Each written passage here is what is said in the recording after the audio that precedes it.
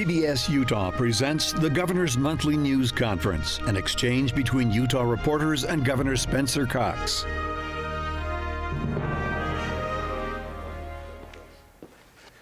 Good morning, ladies and gentlemen. It's great. And I would like to introduce Brianna. She is a Judge Memorial High School student. She's a senior, and she's here as part of our PBS NewsHour Student Reporting Lab. So, Brianna, go ahead with your question.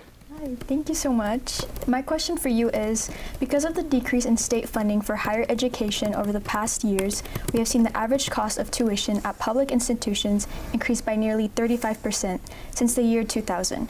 Prices for fees, books, and supplies have also gone up. This makes it harder for students to pay for an education. In your One Utah roadmap, you state that you will increase funding and address disparities to support students. Can you say more about how you have addressed disparities to support students and how you can make education more affordable? Yeah, thank you, Brianna, and it's great to see you. We got to meet before, and I'm grateful you're here. Looking forward to great things from you. She wants to become an attorney, and I was going to try to talk her out of that, but she wants to do immigration work, and we need good immigration attorneys, so I'm very excited for you. So, this is an interesting question, Brianna, because I'm going to tell you how awesome we are, and then I'm going to tell you why that's not so great, okay? So you mentioned that time period and the rising cost of higher education.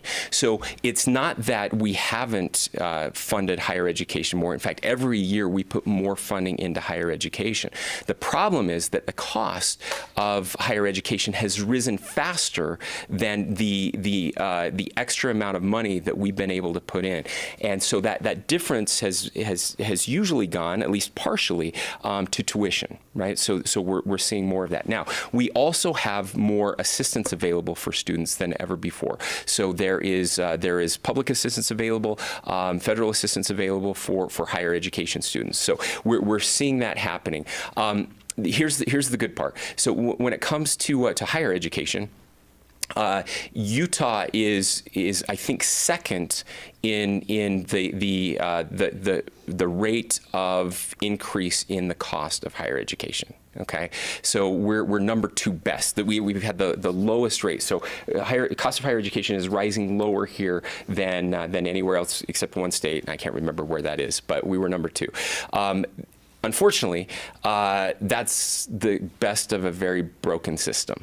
And so we are very worried about higher education. Now, K through 12 education. We have had record funding over the past few years for K through 12 education.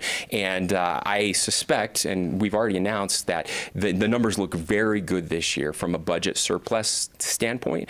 And a lot of that is education-related money, which means that we can put it into K through 12 education and that we can put it into higher education as well. I've emphasized a focus on at-risk students and students from low-income families. That applies, more directly to our multicultural communities and to our rural communities. So we've been working with Senator Ann Milner and others, a group together on what legislation could look like. Nothing has been finalized yet, but trying to find a way to get more of the money that we're going to spend on higher education and direct it to those who are most at risk and most at need, so that we can make up some of those disparities that we see in school districts and in some portions of higher education. So I would say stay tuned. We're very hopeful that coming up this session in January and February that you'll see some legislation that will help us do more of that. Thank you.